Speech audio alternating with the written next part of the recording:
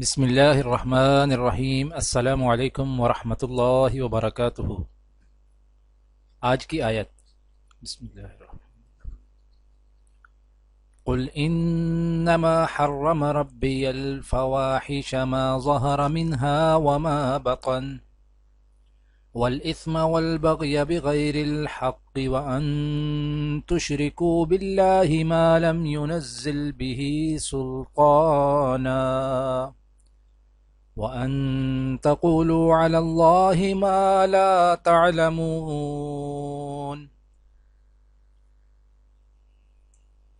ترجمہ: کہہ دو کہ میرے پروردگار نے تو بے حیائی کی باتوں کو ظاہر ہوں یا پوشیدہ اور گناہ کو اور ناحق زیادتی کرنے کو حرام کیا ہے، اور اس کو بھی کہ تم کسی کو خدا کا شریک بناؤ جس کی اس نے کوئی سند نازل نہیں کی، اور اس کو بھی کہ خدا کے بارے میں ایسی باتیں کہو جن کا تمہیں کچھ علم نہیں۔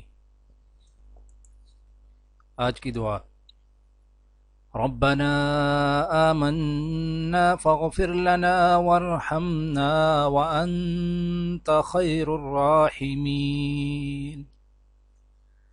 اے ہمارے پروردگار، ہم ایمان لائے، ہمیں معاف کر دے، ہم پر رحم کر، تو سب رحیموں سے اچھا رحیم ہے۔ آج کی حدیث: حضرت ابو ہریرہ رضی اللہ تعالی عنہ فرماتے ہیں کہ رسول اللہ صلی اللہ علیہ وآلہ وسلم نے فرمایا، جو آدمی مسجد میں کسی آدمی کو اپنی گمشدہ چیز کو بلند آواز کے ساتھ تلاش کرتے ہوئے سنے تو اسے کہنا چاہیے کہ اللہ کرے تیری یہ چیز نہ ملے، کیونکہ یہ مسجدیں اس لیے نہیں بنائی گئیں۔